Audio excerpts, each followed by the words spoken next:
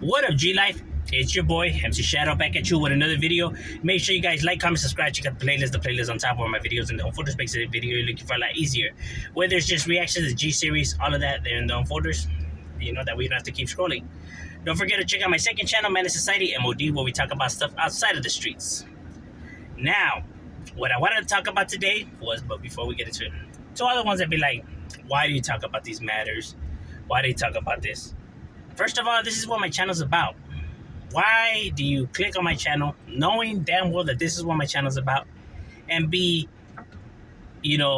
completely caught off guard that this is what we're speaking or offended that we're talking about this? Like, bro, this is what my channel's about. You know what I mean? Like, so why does it catch you by surprise? You know what I'm saying? There's other channels, you know what I mean? Like, you're not obligated to watch my channel. Another thing I'm going to say is, now when I come and talk about these matters, am I no way looking to defend people's actions? Am I no way looking to justify it? Am I no way looking to, to get anything out of it? You know what I mean? Except, separate the lies from the truth. You know what I mean? I don't believe you get nothing ever out of lying. Nothing good could ever come out of lying. If you're there to how could I say, to make your statement, right? If you're there to, prove your case in a debate or anything, in a disagreement, if you have to lie and deceive in order to get your point across, then how could you be right? You know what I mean? Or how could you actually sit there and be comfortable with that, knowing that what you're saying is not facts, but you want to pass it off as facts. I come and separate the two, coming from, because I know the life, because, I'm speaking out of experience. Is the life stupid? Yes. Is it a waste of time? Yes. Do you get anything out of it? Yes. Could you potentially, go to jail or lose your life? Yes, 100. All of that is true. I state it all the time. And I never come on here to try to seem like I'm like tough or a badass or, people should fear me or anything like that, or that you should fear these individuals. Because picture me being scared of another man that breathed the same air as me. As a great Biggie said. Because a man is just a man, you know what I mean? What can make you bleed can make them bleed. What can kill you can kill them. So this person's not greater than you just because he's from the streets and whatnot.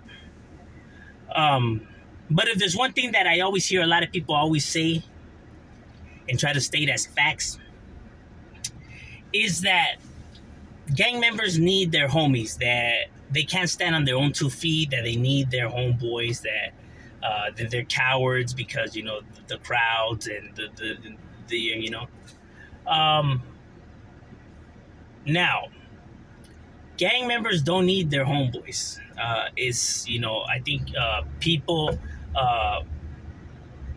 grab that idea just based off of what people like to say, or because of what they're witnessing, but they don't understand. For example, most people think gang members don't fight fair because they see them like jumping individuals, right? So they think it's that they could only fight if their homies are there or if they do it in a group. But that's not true. A neighborhood expects you to handle your own business. A neighborhood expects you to handle your scandal, you know what I mean? To do your thing, most of the time, when homies gonna put in work, they're solo, or they only got like 2 or 3 homies, and one of them's doing the action. You know what I mean? You got the getaway driver and then the other one just keeping through chow or whatever the fuck, you know what I mean? You get what I mean? When homies get caught sleeping, they by themselves when it's time to handle action. You get what I'm saying? Now, where people get this idea is if you guys are rolling in the neighborhood and you catch an enemy slipping, then yes, that's not no one-on-one, even if he is by himself. When you're hunting an enemy, your job is to damage, is to smash, is to, destroy, is to harm, is to, bring harm or even, something else, to this individual.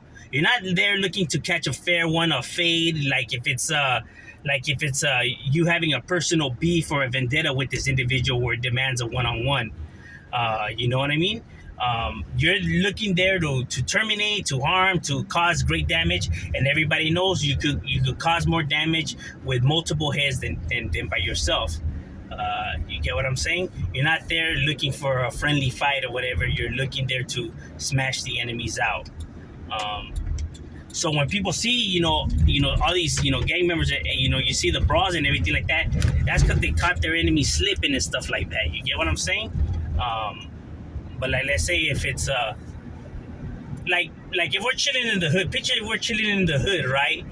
And one of our homies gets in an altercation with just some regular dude who don't even gang bang, and then he leaves and comes to us and tells us, hey, this fool's right here over here tripping, like what, like who, like where's you from, like. Imagine if the guy, well, it's just some food that I don't like, like, but he don't bang. Like, my boy, if he had you right there, why the fuck are you coming and calling us for? You know what I mean? Like, well, you can't handle your own shit.